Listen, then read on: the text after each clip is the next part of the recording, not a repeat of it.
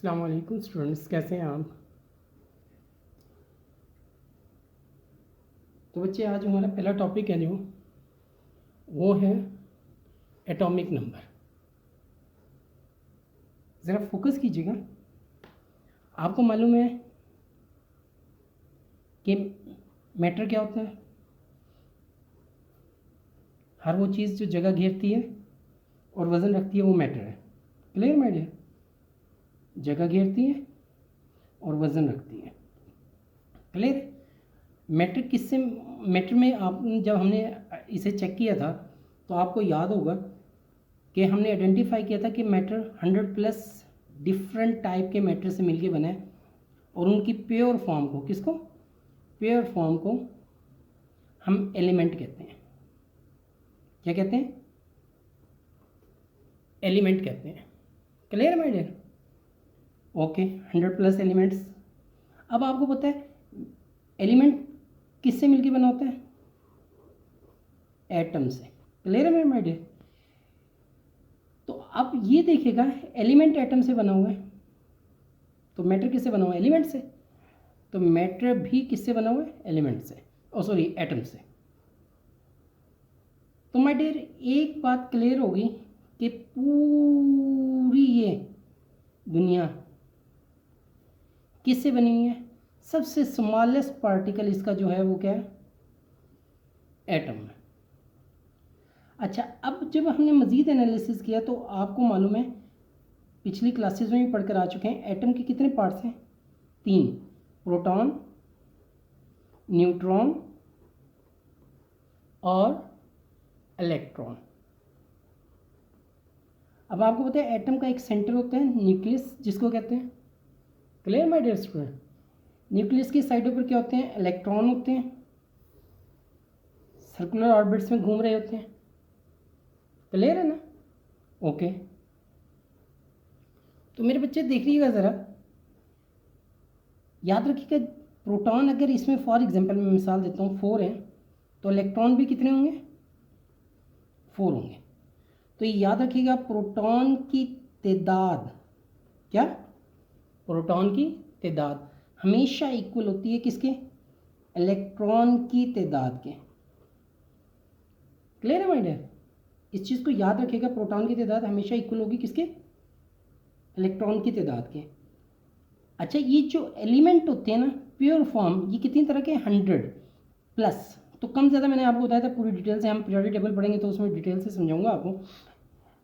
तो my dear इसमें ज़रा देखिएगा, तो ये एलिमेंट खुद किससे बने हुए हैं? एटम से। तो पूरी कायनात 100 तरह के एलिमेंट से बने हुए हैं। तो इसका मतलब है 100 तरह के एटम से बनी हुई हैं।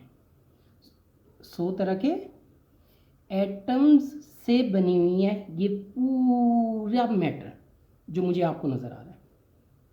तो 100 तरह के एलिमेंट है तो 100 तरह के एटम्स हैं। तो इन एटम्स की पहचान जो है वो इनका प्रोटॉन की तादाद है। अगर उसमें प्रोटॉन एक होगा, फॉर एग्जांपल आपने एक एटम उठा के देखा, देख तो नहीं सकते लेकिन एक मिसाल दे रहा हूँ, जज किया, चेक किया किसी भी एक्सपेरिमेंटल, उसमें प्रोटॉन एक है तो आप कहेंगे ये हाइड्रोजन है। उसमें 2 है तो आप कहेंगे ये हीलियम है। ठीक है, 3 है तो लिथियम है, और सो ऑन 100 तक। इस तरह प्रोटॉन की एक एक नंबर बढ़ता जाएगा तो एलिमेंट का नाम चेंज होता जाएगा, वो नई चीज़ बन जाएगी, उसकी प्रॉपर्टीज़ डिफरेंट होगी, एटम डिफरेंट होगा। तो एटम को आइडेंटिफाई करते हैं किसकी मदद से? प्रोटॉन की मदद से। और एटम का पता चलता है तो एलिमेंट का पता चलता है, क्योंकि एलिमेंट का नाम भी वही होता है जो एटम का होता है। हाइड्रोजन है तो एटम भी हाइड्रोजन का होगा, तो इसका मतलब वो हाइड्रोजन एलिमेंट है। Clear my dear. अच्छा जी, अब प्रोटॉन की तादाद को जिसकी मदद से एटम पहचाना जाता है, जिसकी मदद से एलिमेंट पहचाना जाता है, माय डियर एटॉमिक नंबर कहते हैं। क्या कहते हैं? अब मैं पढ़ता हूँ, the number of proton, clear, in the nucleus, होते क्या है ये न्यूक्लियस के अंदर, ऑफ एन एटम, किसी भी एटम के, इज कॉल्ड एटॉमिक नंबर। ये उसका एटॉमिक नंबर, वो एटॉमिक नंबर से पता लगेगा ये प्रोटॉन, ओ सॉरी ये एलिमेंट कौन सा है, ये एटम किस एलिमेंट का है। For example 1 proton hydrogen atom को रिप्रेजेंट करता है। Clear my dear student. 1 proton किसको रिप्रेजेंट करता है? हाइड्रोजन एलिमेंट को। और देयरफॉर एटॉमिक नंबर 1, तो इसलिए हाइड्रोजन का एटॉमिक नंबर क्या है? 1 है। तो हाइड्रोजन में प्रोटॉन कितने होते हैं? 1। तो एक प्रोटॉन से पता लगा ये हाइड्रोजन है। नेक्स्ट पढ़ते हैं, all the atom of given element, इस एलिमेंट के तमाम atom have the same number of proton, इनके प्रोटॉन की तादाद क्या होगी? बिल्कुल सेम होगी। ये नहीं हो सकता हाइड्रोजन के एक एटम में प्रोटॉन एक हो, दूसरे एटम में 2 प्रोटॉन हो।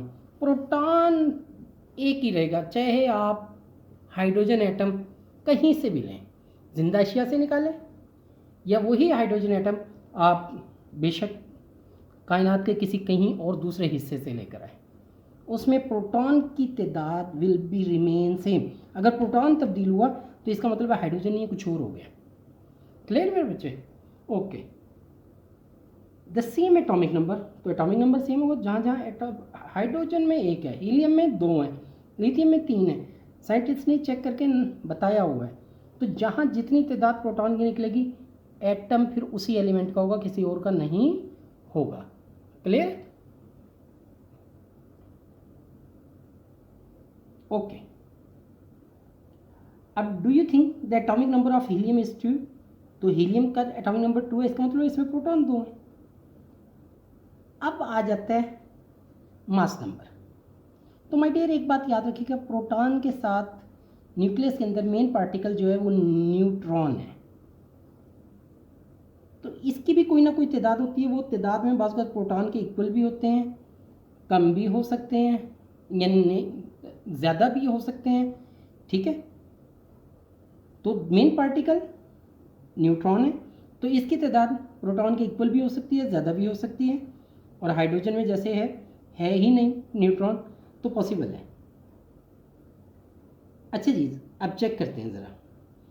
अब फॉर एग्जांपल न्यूट्रॉन जो है इस ये एक पर्टिकुलर कोई एटम है, ठीक है ना, इसके फॉर एग्जांपल 5 है।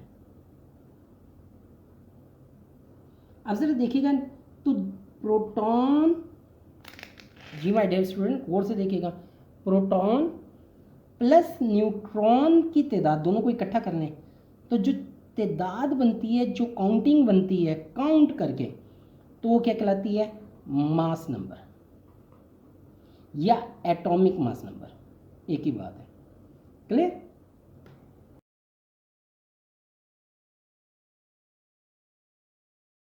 The total number of proton and neutron in an atom, एक एटम के अंदर, is called mass number. Clear है भाई? अब मैं आपको बताता हूँ इसका मास नंबर क्या होगा। 4 + 5 9। अब एक इस मिसाल देता हूँ, अगर आपको मास नंबर दे दिया जाए, मास नंबर है फॉर एग्जांपल 17 और एटॉमिक नंबर है फॉर एग्जांपल 8, तो बताएं न्यूट्रॉन कितने हैं? तो ज़रा देखिएगा आपके पास मास नंबर कितने हैं? 17। तो मास नंबर क्या होता है? प्रोटॉन प्लस न्यूट्रॉन, आपके पास कितने? 17। क्लियर है मेरा? अब आपके पास एटॉमिक नंबर कितना है? 8। एटॉमिक नंबर क्या होता है? प्रोटॉन की तादाद क्या कहलाती है? Atomic number. तो इसका मतलब है 8 क्या है? आपके पास प्रोटॉन है।